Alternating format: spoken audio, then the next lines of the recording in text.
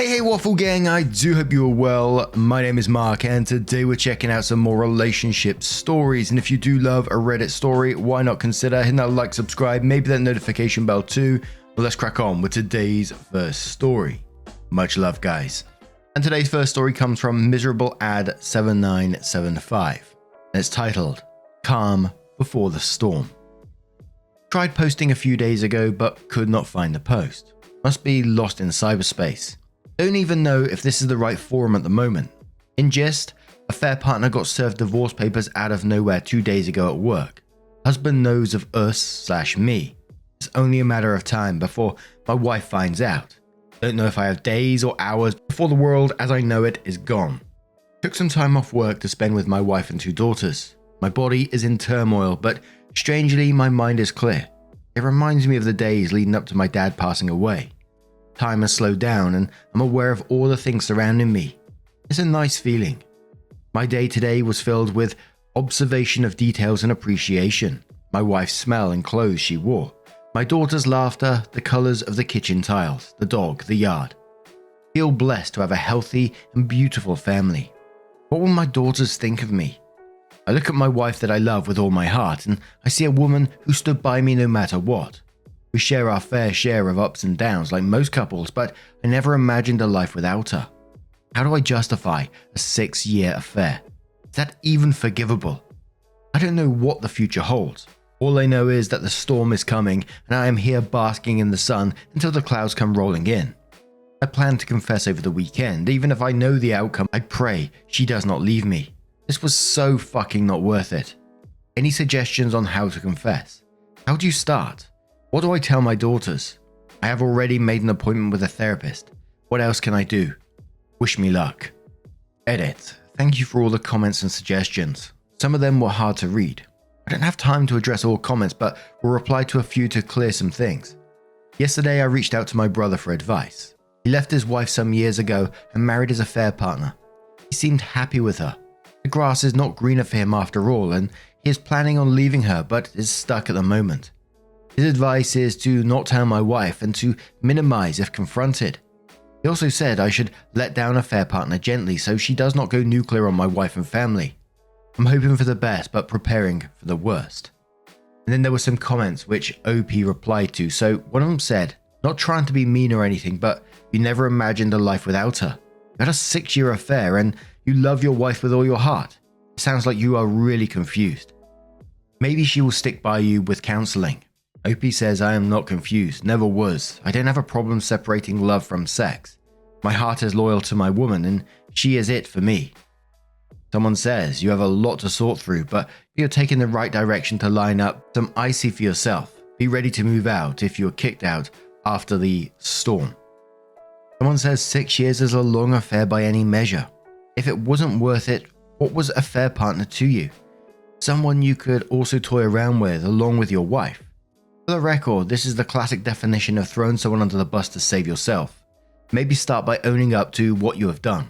If you think the affair partner's BS will reach out to your wife and tell her everything he discovered, I would suggest you start telling the truth. I am not a betrayed spouse, but it seems that trickle-truthing hurts way more over time.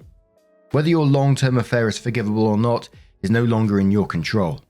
OP says, so many responses about how I don't value my affair partner. Well, since I'm on a pour my heart out roll here, let me tell you about my affair partner. She is a gorgeous and smart woman who is funny and open to different experiences. She is younger than myself and my wife. Fit, seductive, sexy as fuck. But she is not my wife and does not even compare. 6 years on and off is a long time to invest. As I see it, she is an adult woman who made the decisions to cheat with a married man on her husband for whatever reasons. Do I care for her? Yes. 6 years is a long time. Do I love her? No. Did I say I loved her? Yes, of course I did, but I just lied, as I lied to my wife. Did I use her? Yes, I did. Did she use me? Of course she fucking did. We both knew we were playing with fire. Someone says you were selfish as fuck. 6-year affair and it was only not worth it because you and affair partner were caught. Not only do you not deserve your wife, but you do not deserve your affair partner. OP says, yes, I am very much aware of that. I don't deserve my wife, that is for sure. The affair partner don't mean to be rude, but don't want her. Someone says and quotes someone and says, I wish the best of luck with whatever you decide.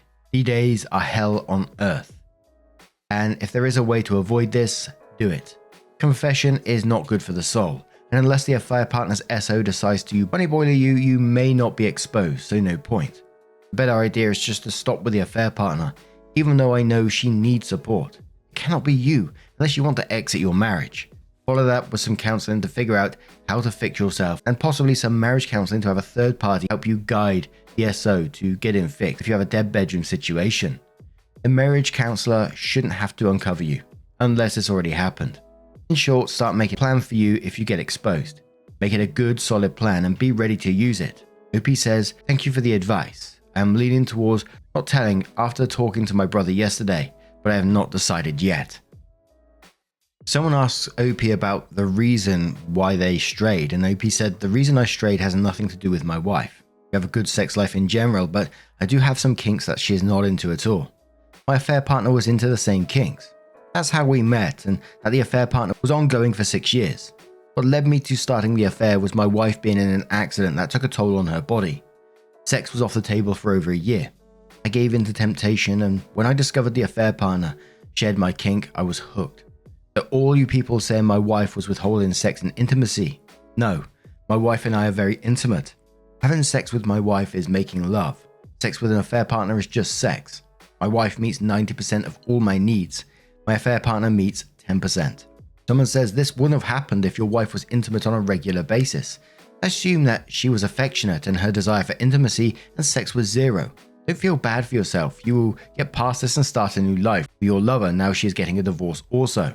OP says nope, not true at all, and I don't want to start a new life with my affair partner. Best of luck to her and all, but she is not the gal for me long term. So OP updates the post and says, I was prepared for all scenarios, but not this one. The doomsday did not come in the shape I was expecting. Affair partner ended up convincing her soon-to-be ex not to spill the beans to my wife in exchange for a smooth divorce. I thought I was in the clear. Yesterday, affair partner sent me a blurry photo of my wife in the car with another man. She claimed they walked hand in hand to his car from a store in a nearby town to ours. She got a shot of the plates too. After some digging, I now know she's having an affair. Don't know how long for sure, but at least 6 months. He's a single dad our age and is telling her to leave the marriage. She is telling him she loves him. Afraid to confront her, feel numb at the moment. Took the day off work. Any advice? I love her and want to stay married. Edit, any advice on how to proceed? Should I just let it run its course and monitor? Should I confront and hope for the best? Should I confess to my affair and hope we can all come clean and make way for a new marriage? I'm so fucking utterly confused. I've rehearsed the things I would say and do if she was to find out about my affairs. I was not prepared for this shit. Someone asked a question which must have been about a private investigator, and OP said no PI. Affair partner's friend, who also knows my wife, co-worker, saw her in the parking lot, took pictures and sent to my affair partner. Affair partner forwarded it to me. Wife loves our sauna. Took the phone from the counter while she was relaxing. No password. It was all there on WhatsApp. It was saved under a woman's name. Did not have time to read it all, but saw enough to confirm. Convos go back since April. Someone says, I agree with this. Perfect opportunity to go open. But I'm guessing not all cake eaters want their SO to have a slice of their own. OP says, yeah, I don't know how to feel being on the other side. They've had fantasies about my wife fucking other men. I had a good sex life minus my kinks she was not aware of. I am thinking, what do I have to lose? There can only be 2 outcomes. She loves him and she leaves. She loves me, she stays. I'm hoping this is just a fling and nothing serious. Someone says, promise I'm not trying to bust your balls, just trying to understand. Your wife can't have cake of her own. I'm not a cake eater, but a single affair partner to 2 of them. I guess I'm not seeing the big deal. You're both getting your itches scratched.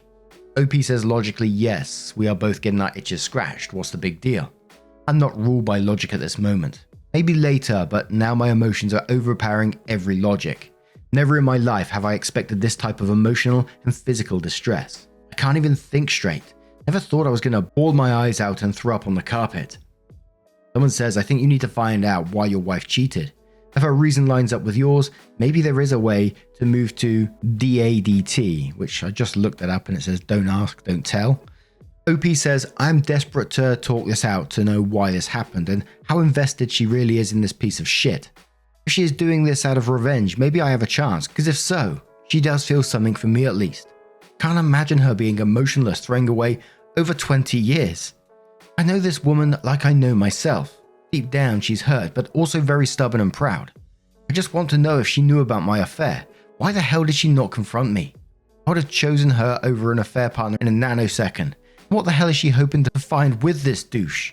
He's no better than me, sleeping with a married woman. Ah, fuck.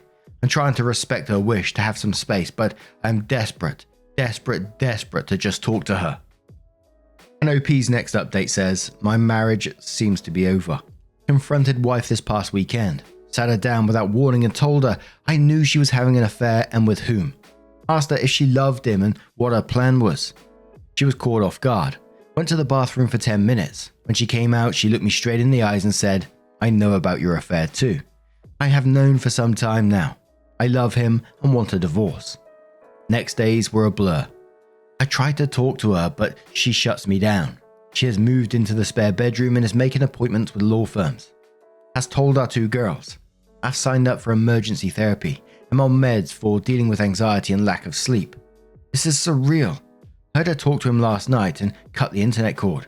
Kinda crazy because I need fucking internet for work and she just switched to her phone. Oh man. So many emotions are running through me. I made love to her past week and today she's a total stranger. How does this happen? How can she not feel any fucking emotion? Over 20 years gone. All the love, friendship, partnership, intimacy, jokes, memories, plans for our future, gone. Just like that. No looking back. I feel so blindsided and the only person I can talk to is my brother who lives across the country. Sorry to vent here to you fine people on here. Just need to get this out. Someone in the comments obviously laughed at OP and told them that they get what they deserve, and OP responded saying, yeah, you can lol your dick off. I'm a selfish, entitled, arrogant, worst asshole among cheaters, but I do love my wife contrary to what many of you believe. In my heart I have never strayed, but she played me. Well done. Someone says, did you not play her for 6 years? Have you asked her how long she's known? I'm guessing she's known for quite a while and had time to process her feelings before even stepping out. You can't demonize her for something you were doing first. You should have listened to your heart instead of your dick if you didn't want this to be an outcome. Anyone who cheats and doesn't think the scenario is a possible outcome is a fool. OPSEC be damned. Well, I'm not totally sure what OPSEC means. I looked it up and it says operational security, about sort of like keeping information away from your enemy. There might be another meaning on that, you have to let me know. But OP says, yeah, you're right. And that was their final comment on that account.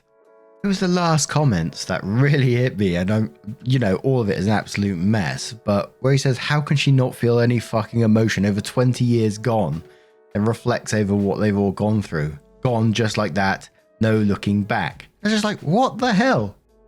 But now I'm going to turn this one to you guys. What do you guys make of this situation? Could you have seen it ending any other way? Let us know your thoughts down in the comments below. Let's move on to another story. And our next story comes from the Am I the Arsehole subreddit from Charlie Boxcutter, who says, Am I the Arsehole? My wife and I got into a fight over McDonald's milkshakes and it's now blown out of proportion. So we had plans to go out to dinner tonight. We took 2 cars. One car with family of 5 plus a nephew, then another car with 2 sisters, an uncle and a niece. We get to the restaurant and the wait ends up being 2 hours long, so my wife calls her sisters waiting in the car, and they immediately agree to go back to the rental to eat dinner. The sisters will pick up groceries to make mozzarella, cheese, tomato, basil sandwiches for dinner. I know my kids will not eat that, so I tell the wife I'm going through McDonald's for the kids. The wife calls her sisters to make sure they don't get offended with going through McDonald's for the kids, and also to ask if we can order the nephew a Big Mac like he wants. Here's where the fight started. I tell my wife not to offer to buy them dinner. I don't want to buy everyone dinner tonight. I'll buy everyone in my van dinner, but they're in the car right behind us. If they want McDonald's, then they can drive through the line. Also, I know they won't pay for us for whatever they want because family and we are sharing. I have no problem with sharing either. I've bought the most groceries for everyone, but this instance, they're in the car right behind us so they can get their own food. My wife, of course, asked them if they want anything. Now, my first thought was I didn't want to buy a combo meals for everyone, but that didn't happen. They just wanted 2 milkshakes, but at this point I was already upset she asked. I did order the milkshakes on the second ticket. When we got to the window, my wife handed me her credit card to pay for the milkshakes. She didn't offer to buy the kids dinner or anything else, but just the milkshakes. She then proceeded not to talk to me for the rest of the ride home. She doesn't talk to me when we got home. I go to the bedroom for 30 minutes, and when I come back I ask her if she's still mad, and she is.